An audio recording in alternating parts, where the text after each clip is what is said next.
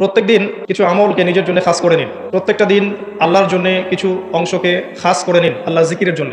চেষ্টা করুন প্রত্যেক দিন বেশি থেকে বেশি আলহামদুলিল্লাহ করতে। কমপক্ষে 100 বার পড়ার চেষ্টা করেন সুবহানাল্লাহ, 100 বার চেষ্টা করেন সুবহানাল্লাহি ওয়া বিহামদিহি। মিজানের পাল্লায় দুটো কালিমা প্রচণ্ড ভারী হবে, সুবহানাল্লাহি ওয়া বিহামদিহি সুবহানাল্লাহিল আযীম। চেষ্টা করেন প্রত্যেক দিন কমপক্ষে 100 বার এতটুকু বলা, আস্তাগফিরুল্লাহ ওয়া আতুবু ইলাইহি, আস্তাগফিরুল্লাহ ওয়া আতুবু ইলাইহি।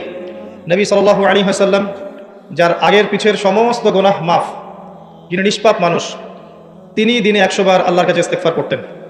সেখানে আমাদের কতবার পড়া উচিত আমরা নিজেরাই বুঝতে পারছি। কমপক্ষে 100 বার বলতে চেষ্টা করি আস্তাগফিরুল্লাহ ওয়া আতুবু ইলাইহি। এবং সকালে এবং সন্ধ্যায় একবার করে বলার চেষ্টা করি সাইয়্যিদুল ইস্তেগফার। সাইয়্যিদুল ইস্তেগফার কোন বই পাবেন? আমি রেফার করি একটা বই, হিসনুল মুসলিম। এই বইটার অ্যাপসও পাওয়া যায় প্লে স্টোরে, এখানে পাবেন।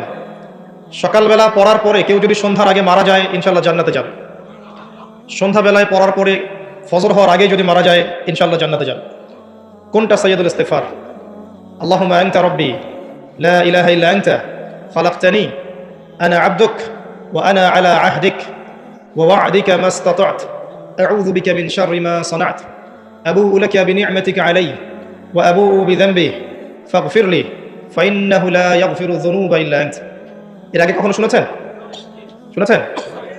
যাদের মুখস্থ নাই, এটা মুখস্থ করা যাবে?